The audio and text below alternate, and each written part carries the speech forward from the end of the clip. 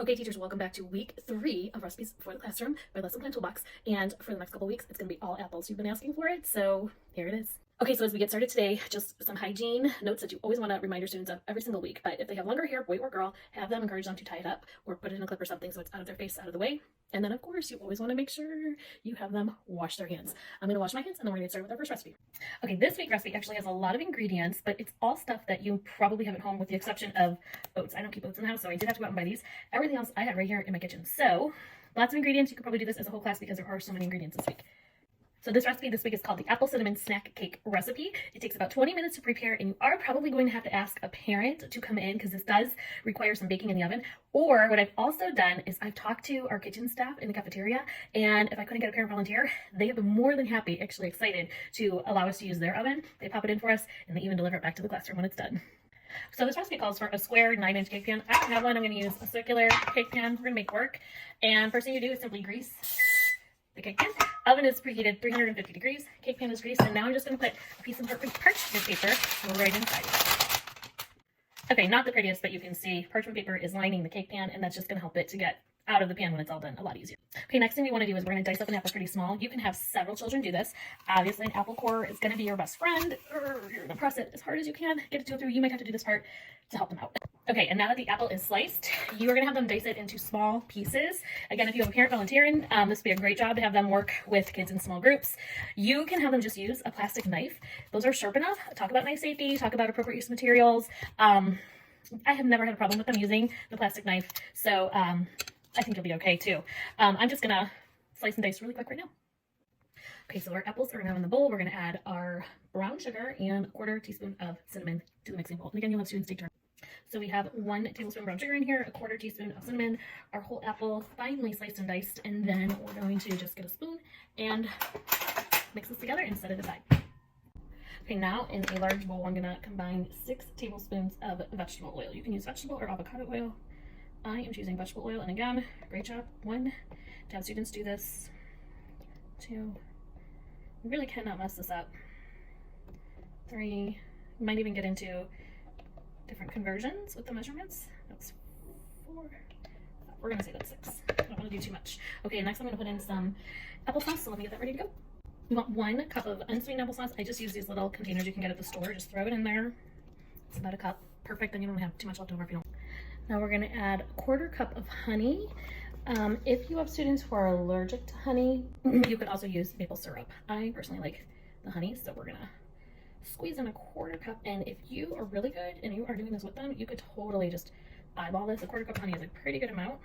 It's like molasses, low and slow. Okay, I'm going to say that's good enough with the honey. And the honey you may have to scrape out a little bit. Just, use a spoon. Where's my mixing spoon?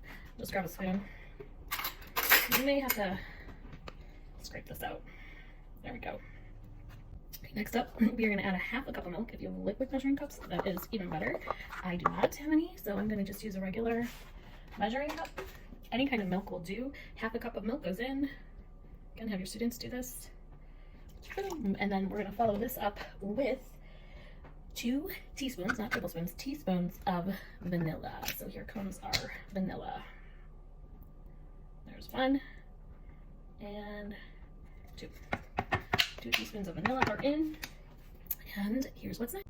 So this is our favorite part. We're going to add the egg next. And you decide. I always pull popsicle sticks. All kids love adding the egg. That's just going to combine everything together. If they need to wash their hands, go ahead, let them wash them. I'm going to give mine a quick rinse and I'll be right back. Okay, so I did add in the remaining cinnamon, which is 1 1/4 teaspoon. Now I'm going to add in our oats, the main ingredients besides the apples. And the recipe calls for 1 1/2 cups of, these are quick oats. So when you are buying them, you don't want the rolled oats, you want quick oats. And, it's okay if you scatter a bit. If you want to pre-measure this stuff to save time, go for it. I always like having the kids measure it, but if you are teaching preschool or kindergarten, you very well may want to have them pre-measured. And I'm just going to eyeball a 1/2. Great use of measuring and telling them, 1/2 of a cup visual right here. We don't need a whole cup, we only need 1/2 cup. So there goes in our 1/2 cup. And then the only thing left we have to add is a 1/4 teaspoon of salt and then 1 cup of flour. So I'm going to add those in right now. Okay, Okay, so in goes our 1 cup of flour. And you want to remind the students, as excited as they are, they might want to try and like taste this, sneak a taste. One, we don't put our foods in our finger in foods that other people are going to eat. But two, there's raw egg in here, so you have to tell them, we need to cook it. We can't just taste it, even if you eat cookie dough and stuff like that at home. Not at school. We're not going to do that. And this is our last ingredient. It's just a 1/4 teaspoon of salt. I brought my salt shaker, but if you want to bring your big thing of salt, go for it. Just tap, tap, tap, tap, tap, tap, tap. Comes out. Not too fast. Dump that in. And now we're just going to use a spoon and mix this all together. So let me go get our bowl of apples, and I will be right back.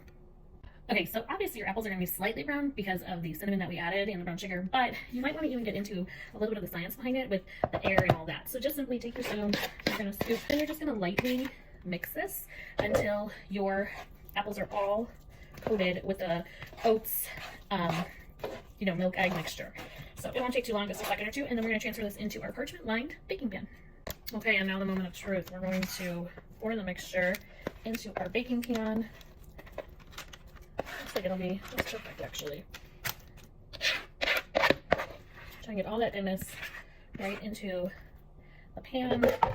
And then spread it around with your spoon. Again, telling your students you don't want to touch with our fingers because other people are going to be eating this. So we're going to use our tools that we have. Spread this around. Looks pretty tasty. Looks like granola bars. And it smells pretty amazing too. Okay, I am at home doing this, so I'm just going to pop this into my oven at home. So here are the oats. They're going to go right into the 350-degree oven for about 25 minutes. So you want to bake them at 350 for about 25 to 30 minutes, or when you put the toothpick in, it should come out, pretty clear. So you're going to kind of have to see depending on the heat of your oven. I know this oven, the upper oven cooks differently than the lower oven. So I'm going to do about 25 minutes, and then when it comes out, we'll cool it completely. Then we can slice and dice it and taste our recipe. Okay, and just remember that you can get all the cross-curricular recipes that go with each one of these recipes for the classroom inside our primary teacher networking community. It's $7 a month. You not only get the cross-curricular recipes, we give you 1 hour PD about social and emotional learning. We give you as much support as we can with lesson planning through our co-working sessions. We provide you monthly newsletter giving you everything that's trending in education to save you so much time. For $7 a month, you can't beat this. Plus, you get 5 hours of professional development right from us just for $7 a month. It's pretty magical.